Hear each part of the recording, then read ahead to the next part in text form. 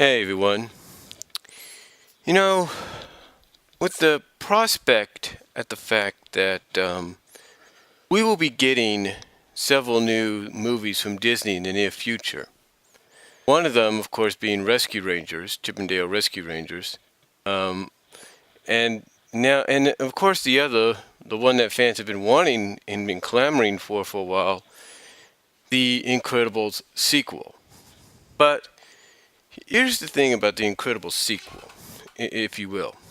You know, Movie Pilot says there's so much, with the characters, there's so much untapped potential and, so much fun that you could do with it that, you know, that it's got to be something fans can actually enjoy. You know what I'm saying? Fans can come out of a theater and say, I like that part. I liked what they did there, or I liked what they did there. You know what I'm saying? So, and story wise, it's like, well, where can you go with an Incredibles movie? I mean, Incredibles sequel. Well, there's so much untapped potential there, too. I mean, for example, where can you go with the possibility of finding out there's more superheroes out there than just what we were introduced to in the series, or in the movie, I should say, in the first movie. You know, what other superheroes could they encounter? And the list is just a peripheral of list. You know, sometimes we might, sometimes we might end up, getting a shocker out of nowhere of a superhero that, if you watch the movie, presumably you thought was dead, but in the end is actually alive. That could be a twist. That could be a huge twist there. So, that itself is a good question to ask. That itself is a good question to ask. Is that, where do you, how do you make, what kind of surprises and twists did you add to a sequel that's gonna say, hey, it's better than the first one, or like I said, it's better than the first one, or that even though it's a sequel, it feels like it's an original movie itself. That it's that it's continuing the incredible story, but it's actually different. It actually feels like it's its own film. Like, where do you go with that? Like, where do you go with that? That to me is a good question. And the way I look at it, it's got to be something that we could all like. And I think in all honesty, it has to be a story that people can relate to, in a sense. Like I said, that when you watch a lot of these superhero films and they get the sequels and stuff, right? They have the sequels. You look at the sequels and you kind of say to yourself, yeah, we know it's connected to the first film or the second film or whatever, but in a sense, if it's done right, it's its own original film. It's like, it's connected to the previous films, but it's its own original film. It's got that it factor about it. And then when you take a look at, like I said, the characters, especially the Incredibles, the Incredible family itself, there's so much tapped potential there, not just to, have the powers evolve and become stronger as they get older, or weaker, in the case of, let's say, the mom and dad, but like I say, stronger as they get older. The potential of those powers evolving, and then maybe let's take, Dash and Violet. They're getting older, they're growing up in school. What if somehow, surprisingly, Violet and Dash meet up with several kids that are, that have superpowers themselves, but like them, had to keep it secret? What would that be like? That's potential right there. And then, like I said, you could, with them growing up, you can have the powers evolve and make them, which would become stronger as they got older. So to me, that has some potential there. But then, of course, with any Disney film or Pixar film or whatever, you got to have a moment or moments or scenes where, or a montage or whatever, where the characters, the main characters themselves, sometimes have fun with their powers. Just have fun with it. Like, you could do something with, Jack and his mom. Let's say they're spending mother son time together. She could use her powers to turn herself into anything for Jack to, play with. Like she could turn herself into a bounce house. She could turn herself into a bat or a rubber bat or something like that. She could do all these things. And if from a romantic standpoint, she could also do, some interesting things, not saying anything naughty, but still some very interesting things for her and her husband in the film, which would make things a little bit more interesting for the audience. Like, ooh, I didn't think Disney or Pixar would, reference something like that, or at least attempt to do something like that. I mean, one thing they could do is, let's say Mr. Incredible wants to, he wants to rest and everything, and it's just them. And this wouldn't really be risky or anything. You could have Mrs. Incredible, Elastigirl, whatever you call her. You could have her basically turn herself into a blanket to be on top of him, and that would be it. And there's nothing really harmful about that. You could have her do that, maybe wrap herself around him, and there you go. Nothing really harmful.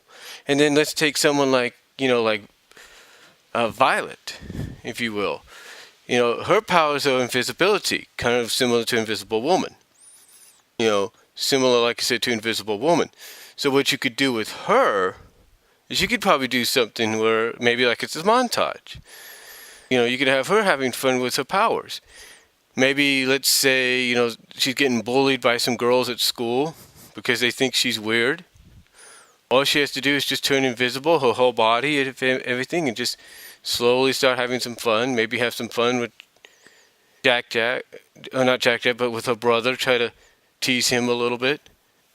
And maybe even have some fun herself, where she's just testing out her powers and everything. Maybe they could do part of the montage, they could have her do a scene where she's a goat, where she pretends, ooh, I'm a ghost kind of deal.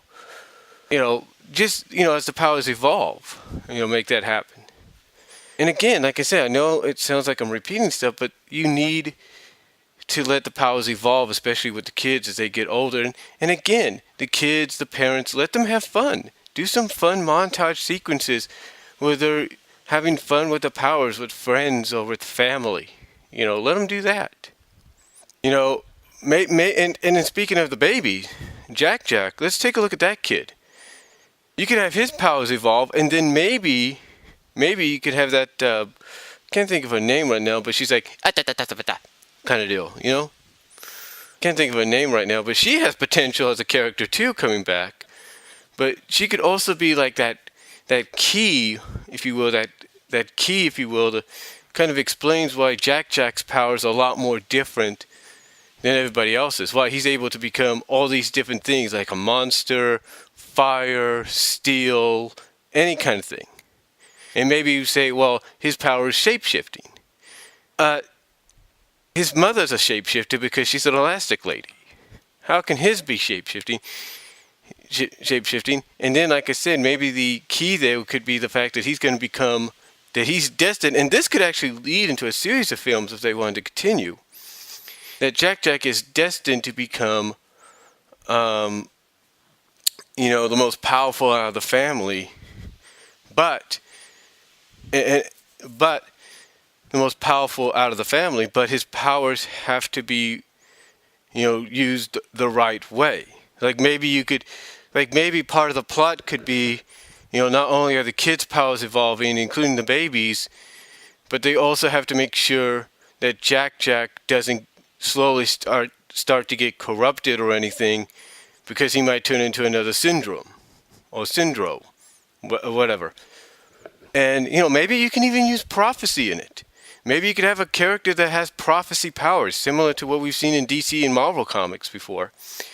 And then maybe you can have this person say, look, I, kind of show them that, two different paths. Like they could show them the path that Jack Jack could go down if his powers are used the right way, but if used the wrong way, and probably the most legitimate path, wrong way, this could be the path that he goes down and becomes a supervillain.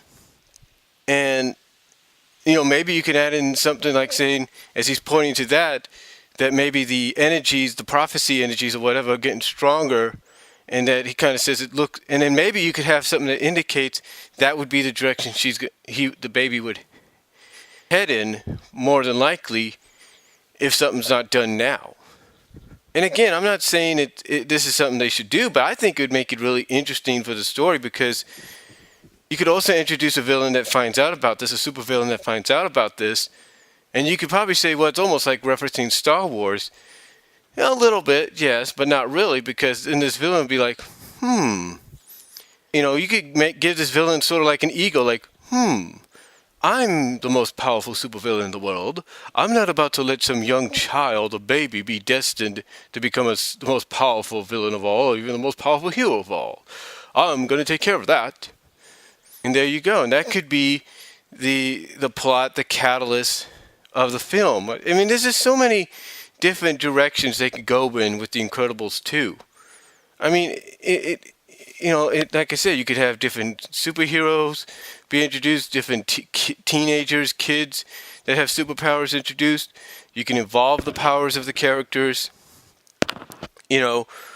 All these different things you could do. And then, like I said, probably the catalyst of all is you have Jack Jack. And, his powers are like, probably destined to make him the most powerful of all in the family, if not superheroes. But if only they're done the right way. And like I said, what would be an interesting aspect to that is to have possibly Jack Jack, not Jack Jack, but possibly have some kind of plot or prophecy put in. I don't know who that is on the phone.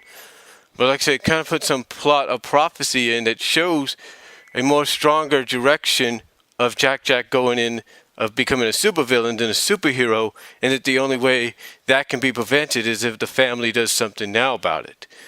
So, again, I think it would be really interesting, and, that's just my take on it. I think, honestly, it would be really interesting to see. Because, you have these different characters, if you know what I mean. You have these different characters, and again, it'd be something that would be really interesting to look at and enjoy. So, that's just my opinion of what I feel could be a good Incredibles story, the potential they have there. I mean, again, Disney being what they are, the potential to go in these directions and do these things with the sequel would be huge. I mean, think about it. Like I said, you could do montages where the characters have fun with the powers. I know I mentioned Violet and Mrs. Incredible, Elastigirl, but it seems to me, and I'm not trying to be offensive here, but it seems to me anytime movies do that with, characters having these abilities, even if it's temporary, they have fun with it. And it's always the female that has the fun. So, and again, I'm not trying to be offensive by that. It's just something I've noticed. But again, I think that, along with what I've mentioned, all could be done correctly, and all has the potential to help make, depending on what they do, a great Incredibles 2 movie. So, let me know what you guys think down below. Comment if you like, and I will talk to you all later.